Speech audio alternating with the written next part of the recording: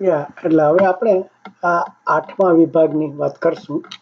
આ ચોથા ચેપ્ટરનો 8મો વિભાગ કે સહસંયોજક સંયોજનના ગુણધર્મો. એટલે સહસંયોજક એટલે શું? સંયોજન એટલે શું? સંયોજન એટલે જે આપણે નવી વસ્તુ બને એને સંયોજન કહેવાય, અને સહસંયોજકથી બન્યા હોય એ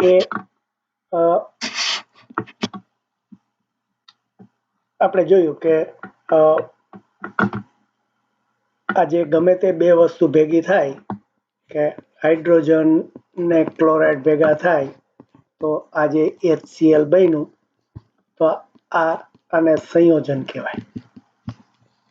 હવે સહસંયોજક સંયોજન એટલે કે આ હાઇડ્રોજનનો એક ઇલેક્ટ્રોન આ ક્લોરીનના જે સાત છે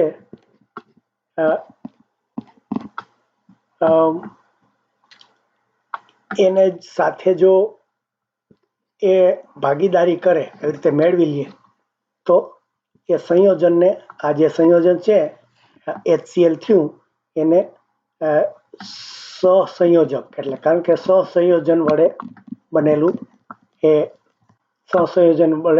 સંયોજન છે. સહસંયોજક અને આ સંયોજન એટલે એ શબ્દો થોડા. સહસંયોજક એટલે વિશેષણ તરીકે આવ્યું. સંયોજન એટલે જે બન્યું જે મિશ્રણ બન્યું સંયોજન, અને સહસંયોજક એટલે બે સાથે ભાગીદારી કરીને બનાવેલું. હવે એના ગુણધર્મો એટલે આવી વસ્તુ બની હોય કે તો એ વસ્તુમાં આ 3-4 આપણે 4 જુદી જાતના ગુણધર્મોની એની ચર્ચા કરે કે જે વસ્તુ બની છે એનો ભૌતિક સ્વભાવ. પહેલા તો ભૌતિક સ્વભાવ એટલે શું?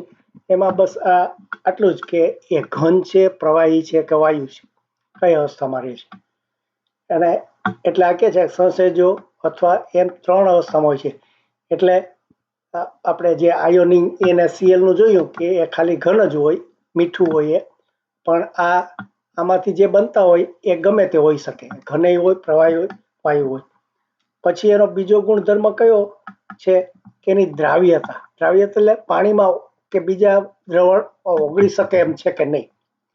દ્રાવ્યતા નો ગુણધર્મ એટલે એ સામાન્ય રીતે સંયોજનો બિનધ્રુવી દ્રાવકો અથવા ઓછા ધ્રુવી દ્રાવકો જેવા કે ઇથર દ્રાવ્ય હોય છે, જ્યારે પાણી જેવા ધ્રુવી દ્રાવકમાં અદ્રાવ્ય હોય છે.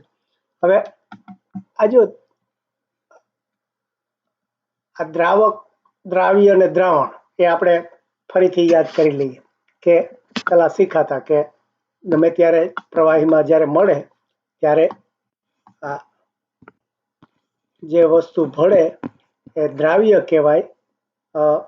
જેમાં ભળે એ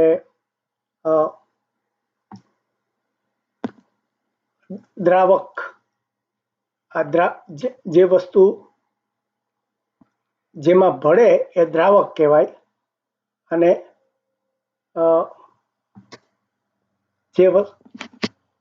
એટલે આપણે જે મીઠા પાણીનું જો આપણે મીઠું છે એ પાણીમાં નાખીએ તો આ મીઠું દ્રાવ્ય કહેવાય. પાણીમાં નાખીએ એટલે પાણી છે એ દ્રાવક કહેવાય, અને જે આ બે ભેગા થઈને બને એ દ્રાવણ કહેવાય. આ વસ્તુ આપણે પહેલા શીખી ગયા. એટલે જે વસ્તુ નવી બની એ દ્રાવણ બન્યું. તો આ દ્રાવ્ય એટલે કે જે આપણે સંયોજન બનાવ્યું, જે વસ્તુ બનાવી એ આ દ્રાવક પણ હવે જો બે પ્રકારના કીધા છે. પાણી છે એ એક દ્રાવક છે. એવી રીતે બીજા આપણે જે પ્રવાહી હોય એના નામ આપ્યા છે કે ઇથર, બેન્ઝીન. ઇથર અને બેન્ઝીન અને પાણી 3. હવે એમાં આ દ્રાવક છે એક પાણી છે, બીજું ઇથર છે અને ત્રીજું બેન્ઝીન છે. એટલે આ વસ્તુ છે એ આમાં ઓગળે છે આ 3માંથી. પણ આ સહસંયોજકની વાત કરે છે. આને જો પાછા બે ભાગ કરી નાખ્યા. આ જે દ્રાવ્ય છે એ દ્રાવ્ય બે પ્રકારના કીધા, એક ધ્રુવિક અને બીજું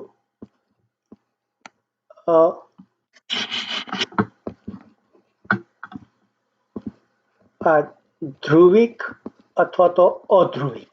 એટલે શું અધ્રુવિક?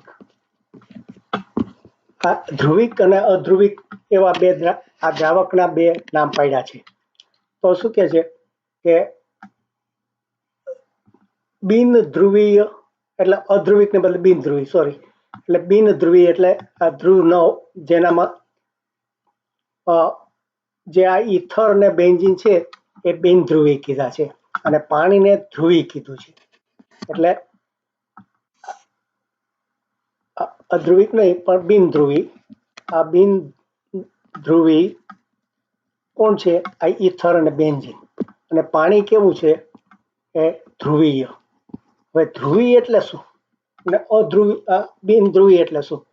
તો કે આપણે આ હાઇડ્રોજન ને ઓક્સિજન આપણે H2O કર્યું ત્યારે કેવી રીતે બનાવ્યું હતું? તો કે આ બે હાઇડ્રોજન છે, આ એક ઓક્સિજન છે, આ આના તરફ ખેંચાય છે. એટલે જો એના વચ્ચે ખેંચાણ ચાલુ રહે છે. એટલે આપણે કીધું ને કે આ જે પાણી બન્યું, આ H2O બન્યું, એ ઓક્સિજન તરફ ખેંચાણ એનું રહે છે. એટલે ખેંચાણ રહે એટલે એનામાં વીજભાર, આ વીજભાર હોય છે. એટલે જે નવો આપણે ડેલ્ટા પ્લસ અને ડેલ્ટા માઇનસ જે કર્યો એ વીજભાર એમાં આવે છે. એ વીજભાર જો એનામાં હોય આ પાણીમાં, એટલે આ જે છે તો એને આ ધ્રુવી કહેવાય. પણ આપણને આ જે બીજા જે દ્રાવણ આપ્યા છે કે બેન્ઝીન, એનું આપણને અહીંયા સૂત્ર નથી આપ્યું. બેન્ઝીન અને ઈથર. ઈથર એટલે આ પેલો સ્પિરિટ જેવો વાપરાવે છે. આ બેન્ઝીન એટલે આપણે ઘણી વખત પેલામાં કલર કરે ને ત્યારે ઘણી વખત વાપરતા હોય છે. એટલે આ બંનેને આ બિનધ્રુવી કહેતા છે. બિનધ્રુવી એટલે કે તમે જો એનું બંધારણ જોશો તો કે એમાં એકબીજા વચ્ચે એના જે પરમાણુ હોય, જેમ આ પાણીના H2Oમાં H અને આના વચ્ચે આકર્ષ વીજભાર છે, એટલે કે ધ્રુવતા આવી છે, એટલે કે ખેંચાણ થાય છે. પણ આમાં બેન્ઝીન ને ઈથરમાં એવું નથી થતું, એટલા માટે બિનધ્રુવી કહે છે. તો હવે આપણે જે નવું સંયોજન બનાવ્યું, આ આપણે આ દ્રાવકની વાત કરીએ છીએ. આ જેમાં ઓગળે દ્રાવક, જેમાં તમે ઓગાળો એ, અને જે વસ્તુ ઓગળે એ દ્રાવ્ય, ના એ દ્રાવક. દ્રાવક અને દ્રાવ્ય.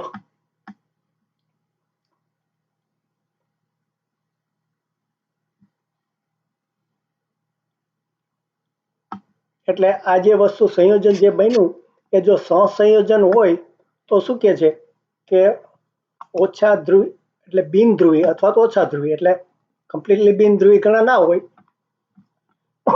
ઓછા ધ્રુવી હોય, એટલે કે આકર્ષણ ઓછું હોય. તો એવા જે આ દ્રવ્યો છે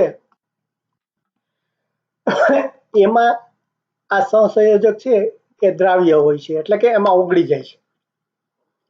જ્યારે પાણીમાં નથી ઓગળતા. જ્યારે પાણી જેવા દ્રવ્યમાં અદ્રાવ્ય હોય છે. અદ્રાવ્ય એટલે ઓગળે નહીં એવું. એટલે આ ધ્રુવી દ્રાવક અને અદ્રાવ્ય એટલે શું સમજવાનું, અને આ બિનધ્રુવી દ્રાવક એટલે શું સમજવાનું. એટલે આ રીતે ટૂંકમાં આ વસ્તુ બધા જ પ્રવાહીમાં ઓગળે એવી નહીં. અમુક પ્રવાહીમાં ઓગળે, અમુક પ્રવાહીમાં ન ઓગળે. ક્યારે ઓગળે ક્યારે ન ઓગળે આ એની વાત કરી છે. એટલે એ એક ગુણધર્મ એની. બીજો ગુણધર્મ કયો વાત કરે છે કે ગલન બિંદુ અને ઉત્કલન બિંદુ. એટલે આપણે પેલી વાત કરી કે એને ઘન બિંદુ એટલે પ્રવાહીમાંથી ઘન થઈ જાય, અને ઉત્કલન બિંદુ એટલે પ્રવાહીમાંથી વાયુ થઈ જાય. એટલે જે તાપમાને, એટલે જેટલી ગરમી તમે ગરમી આપો, આ તાપમાને એટલે ગરમી અથવા તો એટલે ગરમી શોષી લ્યો કે ગરમી આપો. તો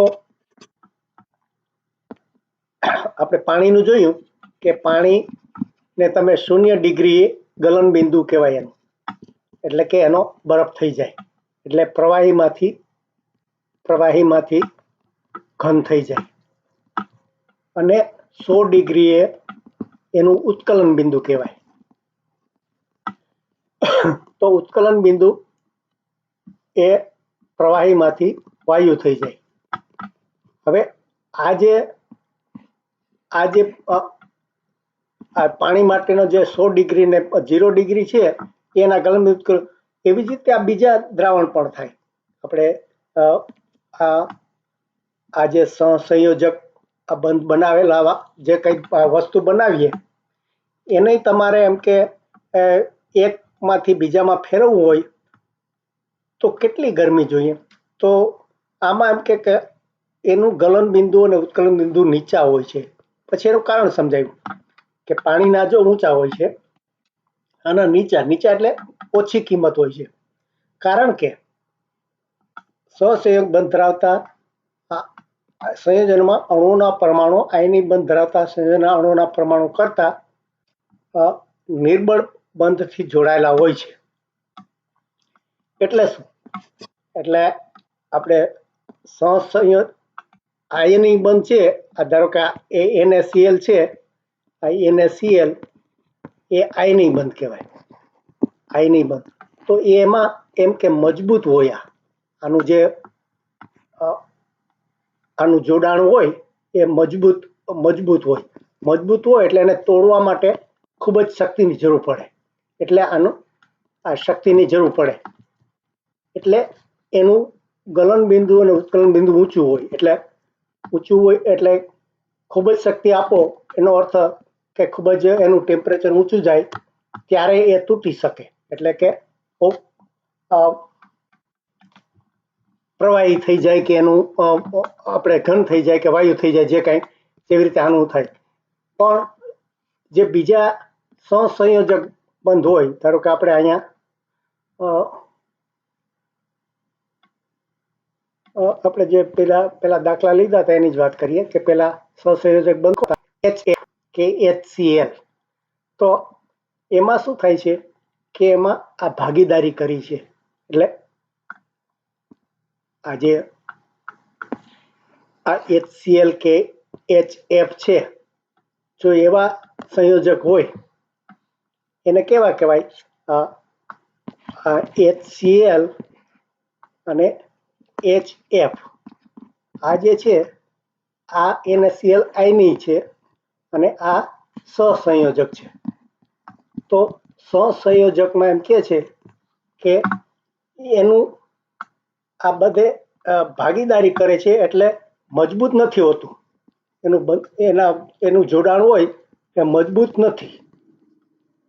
નથી એટલે એને ઓછી શક્તિ જોઈએ એને છૂટા પાડવા માટે. એટલે ઓછી શક્તિ જોઈએ, ઓછી ગરમી જોઈએ, શક્તિ કે ગરમી તો ઓછી જોઈએ, તો એનો અર્થ કે એનું ગલન બિંદુ અને ઉત્કલન બિંદુ નીચા હોય. એટલે ગલન બિંદુ અને ઉત્કલન બિંદુ ઓછા હોય. એટલે આ રીતે આને કારણે શક્તિ એનું જોડાણ બહુ મજબૂત નથી, એટલા માટે એનો ગલન બિંદુ નીચા છે.